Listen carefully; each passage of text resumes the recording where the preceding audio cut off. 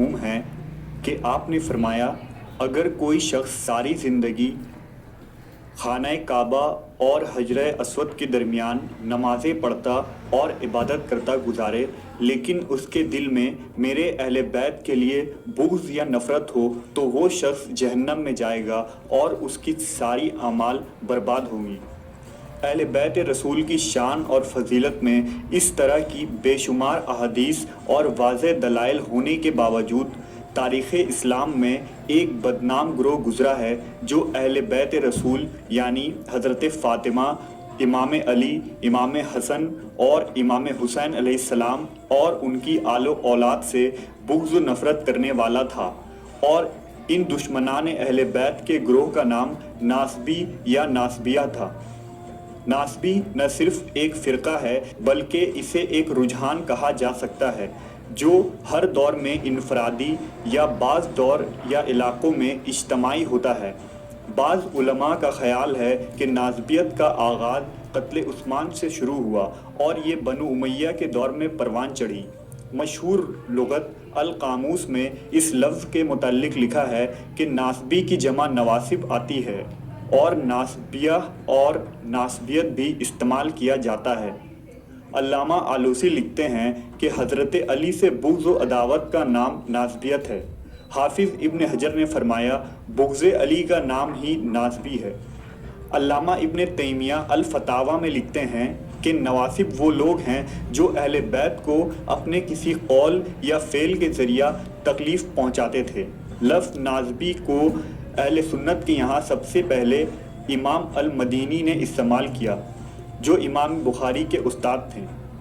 ان کی نقل کرتے ہوئے امام ذہلی، امام الرازی، امام بخاری اور خطیب بغدادی نے بھی اس اصطلاح کا استعمال عام کر دیا اور یہ لفظ معاشرے میں عام ہو گئی۔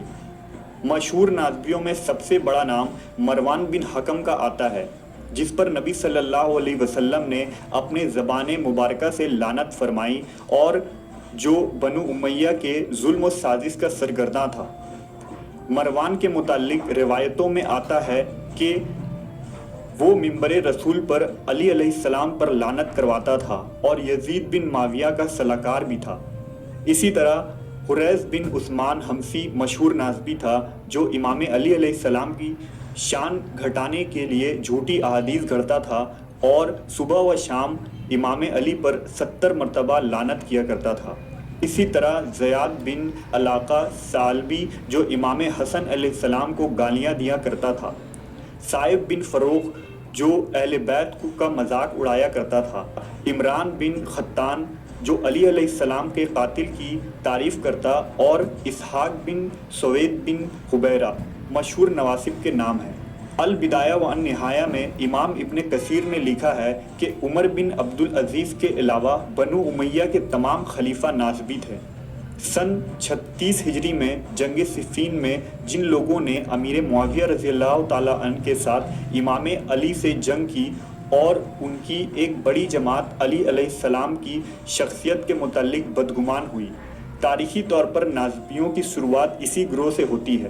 جب یزید بن معاویہ حاکم بنا تو اس وقت اس گروہ کے اندر اہل بیت کے بغض میں شدت پسندی پیدا ہو چکی تھی اور شہادت حسین میں جس یزیدی لشکر نے امام اور ان کی آل و اولاد کو میدان کربلا میں ذبح کیا تھا وہ شامی لشکر بھی ناصبیوں کی فہرست میں شامل ہے۔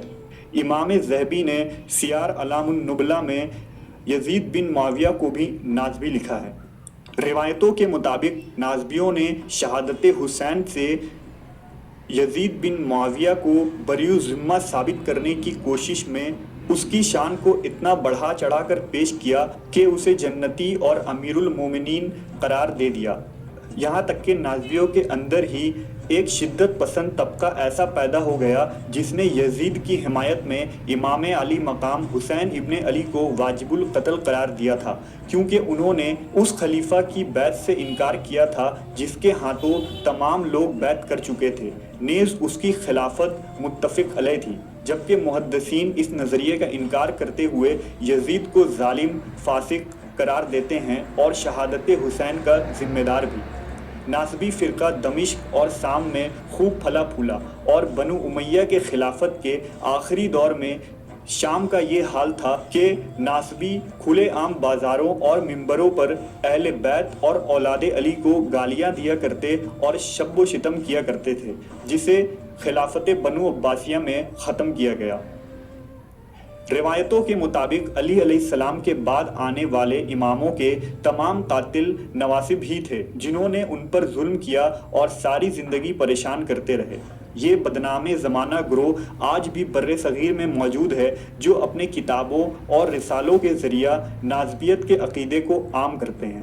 अगर नाज़बियों के मुतालिक आपके पास कोई मज़ीद जानकारी हो तो आप कमेंट सेक्शन में बता सकते हैं। शुक्रिया।